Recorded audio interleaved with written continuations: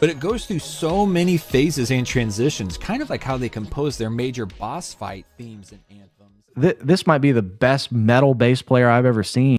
Halo guys, bertemu lagi di channel Master Moon. Di video kali ini kita akan melihat atau mereaksi cover dari talenta yang sangat luar biasa dari Indonesia yang akan dilakukan oleh musisi luar negeri kepadanya. Oke, kita nggak usah berlama-lama lagi, langsung saja kita lihat videonya. Ini dia.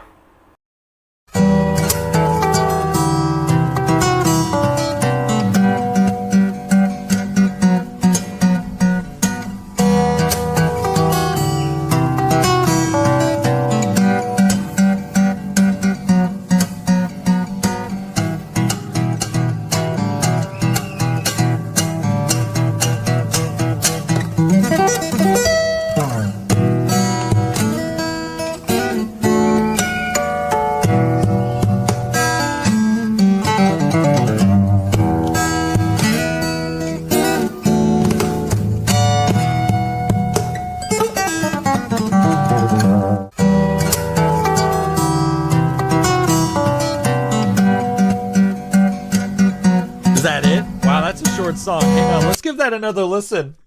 There's so much happening that I just had to soak that in. Let's break it down a little bit here. There are a lot of phases in that song, especially for a song that's only like a minute and a half long. They go through a lot of different phases and transitions. Let's break those down.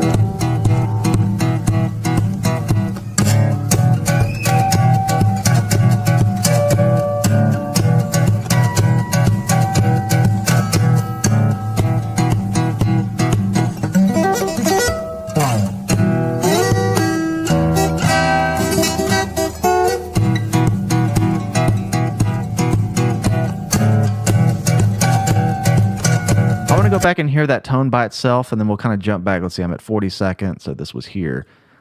It was so woody sounding, so just pure. It just sounded like the sound of wood. I know that's Warwick's slogan, but fretless always just has that kind of vocal expressiveness that you can't get on a fretted bass. And this is going to make me want to get my fretless, or get a fretless again. I'm such an idiot for selling mine.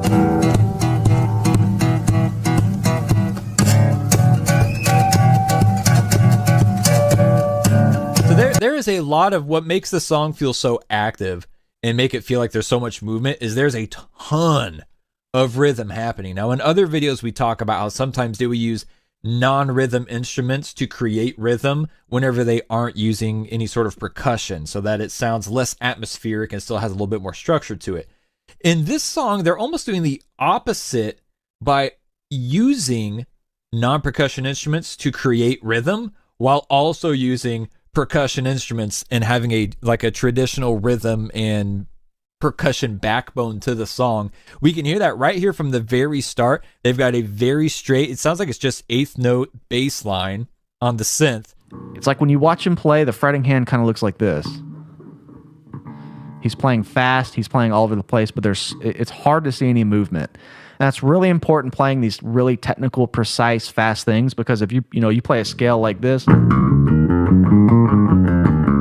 your fingers are flying out here, that's that much more space you have to cover to come back. And you're usually going to go really fast to get them back, and it's going to really mess with your tone and just your control on the fretboard. So when you watch him play, it's so efficient. There's such little movement, no wasted movement. Super important. Let's keep going.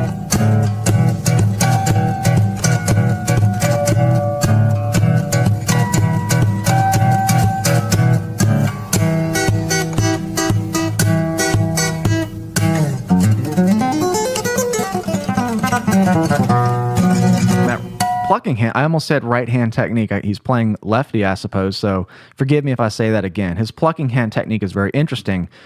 If you watch my technique, which is pretty standard among other bass players, it's kind of perpendicular to the strings. We got to go back. There is actually a hi-hat in addition to the little wood block or the clap happening there. There's a hi-hat also not doing just straight eighth notes or even, quarter notes. It's going like 1, 2, 3, pause, 1, 2, 3, something like that. Let's see if we can listen to that in more detail. There's just so much happening. It's hard to follow.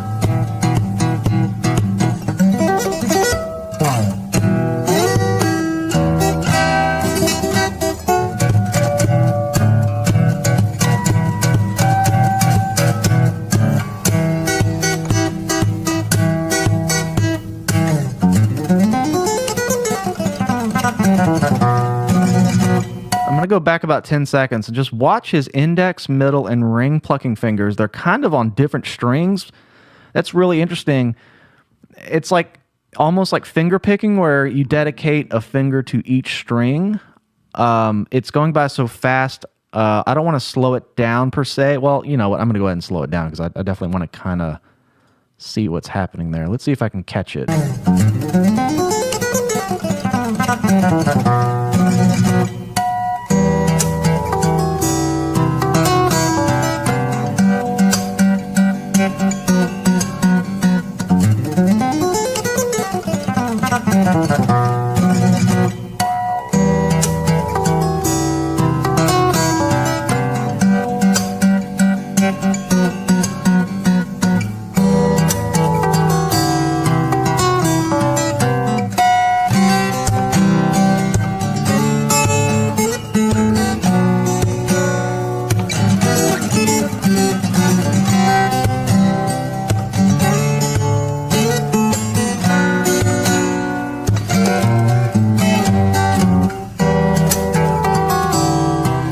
Perfect example. Look how effortlessly he can go between strings there.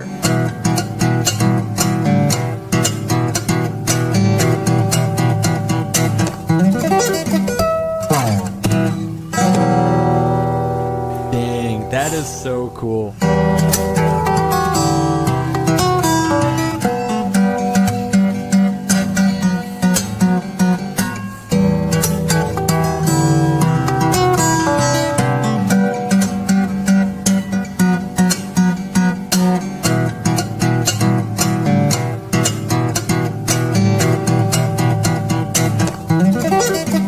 That's a fun song. That's really different from a lot of the other songs that we've listened to in this little drummer breakdown series that we do. That's on the official release. But it goes through so many phases and transitions, kind of like how they compose their major boss fight themes and anthems.